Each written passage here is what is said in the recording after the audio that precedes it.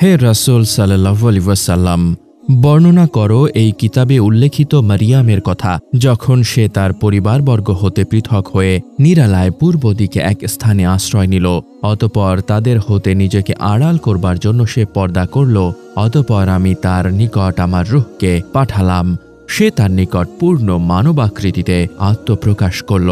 মারিয়াম বলল, তুমি যদি আল্লাহকে ভয় করো তবে আমি তোমা হতে দয়াময়ের আশ্রয় নিচ্ছি। সে বলল, আমি তো শুধু তোমার প্রতিপালক প্রেরিত তোমাকে এক পবিত্র পুত্র দান করবার জন্য। মারিয়াম বলল, কেমন করে আমার পুত্র হবে যখন আমাকে কোনো পুরুষ স্পর্শ করে নাই ও আমি ব্যভিচারিণীও নই? সে বলল, এই রূপই হবে। তোমার প্রতিপালক বলেছেন, এটা আমার জন্য সহজ সাধ্য এবং তাকে আমি এই জন্যে সৃষ্টি করব যেন সে হয় মানুষের জন্য এক নিদর্শন ও আমার নিকট হতে এক অনুগ্রহ। এটা তো এক স্থিরকৃত ব্যাপার। অতঃপর সে গর্ভে সন্তান ধারণ করল ও তৎসহ এক দূরবর্তী স্থানে চলে গেল। প্রসব বেদনা তাকে এক খেজুর বৃক্ষ তলে আসন নিতে বাধ্য করল।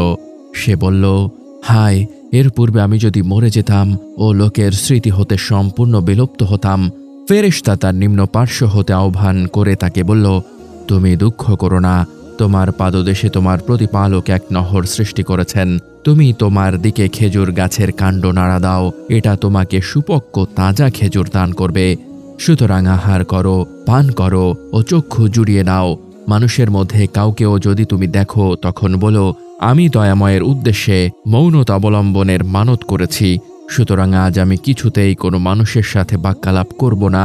অতঃপর সে সন্তানকে নিয়ে তার সম্প্রদায়ের নিকট উপস্থিত হল। তারা বলল, হে মারিয়াম, তুমি তো এক অদ্ভুত কাণ্ড করে বসেছ।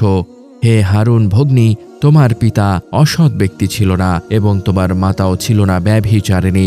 অতঃপর মারিয়াম আলাইহিস সালাম ইঙ্গিতে সন্তানকে দেখালো। তারা বলল, যে কোলের শিশু তার সাথে আমরা কেমন করে কথা বলবো? শিশুটি বলল, আমি তো আল্লাহর দাস, তিনি আমাকে কিতাব দিয়েছেন, আমাকে নবী করেছেন। যেখানেই আমি থাকি না কেন তিনি আমাকে বরকতময় করেছেন।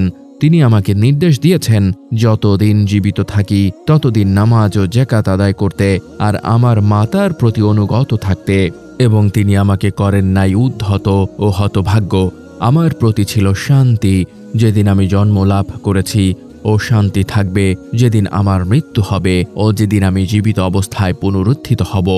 এই মারিয়াম তনয় ঈসা আলাইহিস সালাম। আমি বললাম সত্য কথা। সে বিষয়ে তারা বিতর্ক করে। সন্তান গ্রহণ করা আল্লাহর কাজ নয়, তিনি পবিত্র মহিমাময়। তিনি যখন কিছু স্থির করেন তখন বলেন হও এবং তা হয়ে যায়। আল্লাহই আমার প্রতিপালক এবং তোমাদের প্রতিপালক, সুতরাং তার ইবাদত করো, এটাই সরল পথ। সূরা মারিয়াম আয়াত 16 থেকে 36।